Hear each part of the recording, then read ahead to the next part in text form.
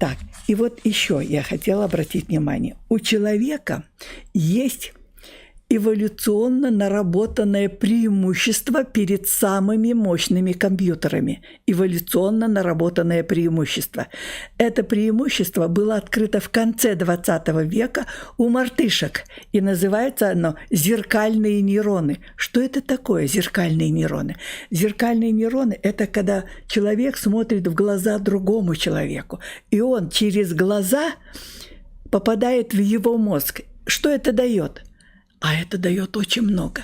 Во-первых, он понимает состояние другого человека. Это первое, что он делает. Второе, он может ему помочь в чем-то, чтобы улучшить его состояние. Да? Третье, он может его глазами посмотреть на ту же самую ситуацию, на которую смотрит сам человек. То есть одна ситуация, два человека, и повторяю более просто. И если вы смотрите в глаза друг другу, да, то человек, ну, например, Вася, он видит это так, а Лёша видит это по-другому. И вот они через глаза могут вот это явление посмотреть как бы с двух сторон. Это вот такого пока еще у компьютеров нет. Такого еще нет. Это наше эволюционное преимущество. Что это дает? То, что мы понимаем друг друга.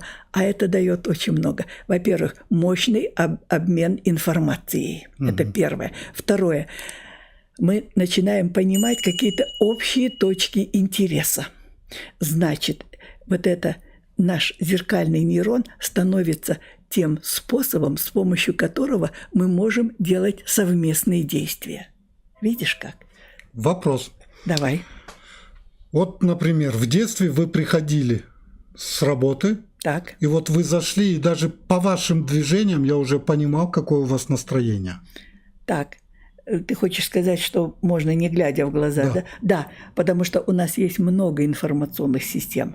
Это не только глаза в глаза, это не только глаза. Я могу просто сейчас сказать, а мы можем сделать потом прямой эфир. У нас много уровней сознания, это называется. Во-первых, самый глубинный уровень сознания – это клеточное сознание.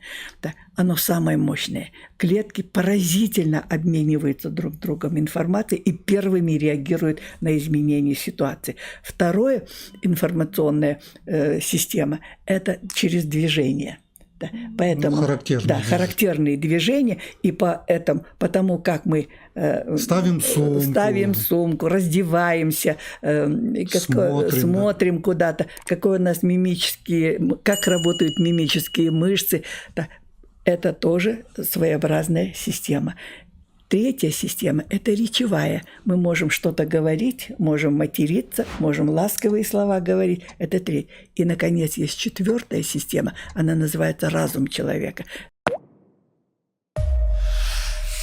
Спасибо, что вы досмотрели до конца. Обязательно подписывайтесь, включайте уведомления и ставьте лайки. Из-за большой работы в Академии мы стараемся не забывать про наших подписчиков. И подготовили бесплатную статью «Как ухаживать за волосами». Если вам нравятся наши видео, то вам понравятся и наши текстовые лекции, которые написаны с любовью и заботой. Получить лекции можно по ссылке внизу. Обязательно успевайте.